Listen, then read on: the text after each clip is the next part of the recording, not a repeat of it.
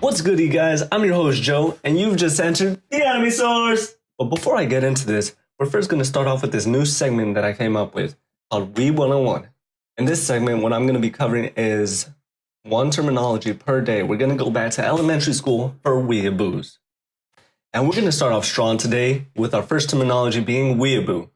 Weeaboo is somebody who loves Japanese culture to the extent where they don't feel themselves in their own culture.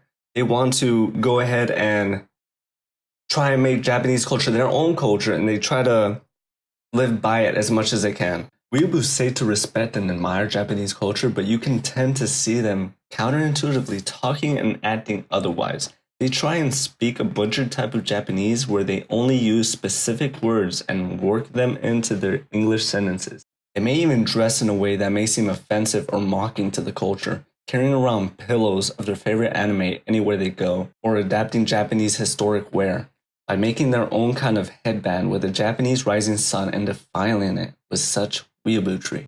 I'm your sensei, and this has been Weeb 101. Alright, now let's dive into Devilman Crybaby. We're on episode 1. The anime begins with a lifeless statement. Love does not exist, therefore there is no sadness. Giving an impression of deep void, as without sadness, how can one understand happiness?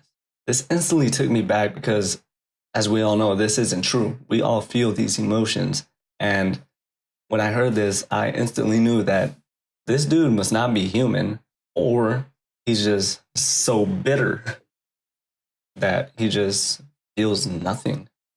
Anyways, let me play back this quote so you can feel exactly what I'm talking about.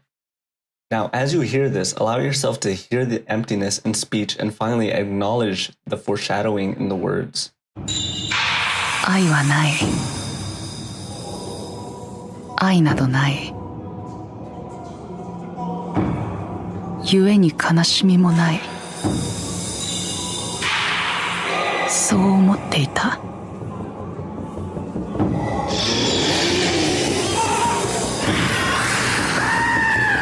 Now, the story begins with a glimpse of the past, showing two of the main characters as children arguing over an injured cat. Akira is trying to protect it, while Ryo is attempting to forcibly kill the cat with the reasoning that it's going to die anyways. Now, what a sick way to think, that I'll just take it out of its misery now. But I'm pretty sure some people think like this. Anyways, here we see Akira mourning for the cat while Ryo is questioning his emotional display.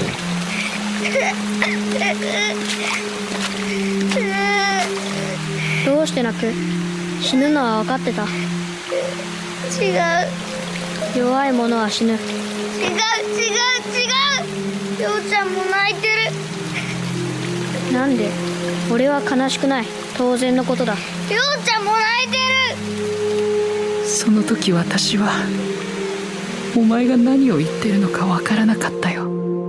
We then hear the same cold, empty voice from the beginning, but now we can tie it to Ryo, looking back to this memory. The story then shifts 10 years later, which I believe was their next encounter since we didn't get any context beforehand. As Ryo comes to back up Akira's uncalled for attempt to defend Miki from the Japanese rap gods, which all they did was really interrupt Miki with their poetic flow. Nonetheless, in Ryo's extremist nature, he pulls out a submachine gun from inside his long white coat and fires at their feet. I guess he wasn't really amused by the rap of these dudes' upbringing. Anyways, Ryo drives off with Akira. He then begins to transition into the reason why he came in search of Akira in the first place. After asking why he runs track, he cuts him off and states that humans' ability of movement is very limited. He then begins to talk about the death of Professor Fikira, a Russian scholar. He goes deep in the dark Amazon forest on a research expedition. Ryo comes to a cabin and calls out to Fikira. Professor Fikira? Professor Fikira?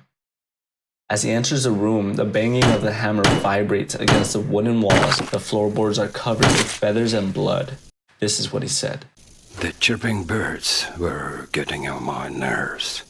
But they're quiet now, finally. They're quiet now. As you could tell, this isn't anything a normal person would do. At least, I hope this doesn't seem normal to you. But that's just it. He's not a normal person anymore. Later on, we find Fikira lashing out in anger as his face grows long, sharp teeth. He's becoming a demon, and he knows he can't contain it, so he proceeds to kill himself. Now, I'm still unsure of his last words, whether if they were being directed to him becoming the demon, or to Rio, as he said he came to know who he really is. Who is he? Я ведь приехал тебя исследовать.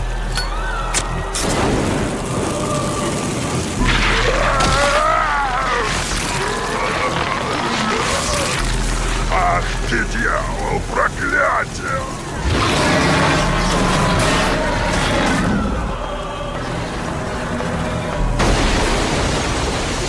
With this idea of demon possession, Rio, explains how it may be possible to gain the demon's heightened abilities if you can prevent the demon from taking over your will. He says that officials must know the great violence tied to this phenomena, but I personally believe this is simply how he'll cover up his true ill intentions. And later on, when they come to the club, oh, Akira, that innocence of yours shines like 1,000 lumens. Rio won you over with simple words. He manipulated your emotions so that his curiosity and sense of heroism for debunking this phenomena becomes yours. You easily put your thoughts of death by demon to rest through trust. Akira is in for a dramatic change, but you'll see how the story unfolds in part 2 of this episode. Let me know what you thought of this video in the comments. And of course, if you did enjoy this video, don't forget to like, share this with all your friends, and subscribe to stay up to date. We'll catch up next time on the Anime Source.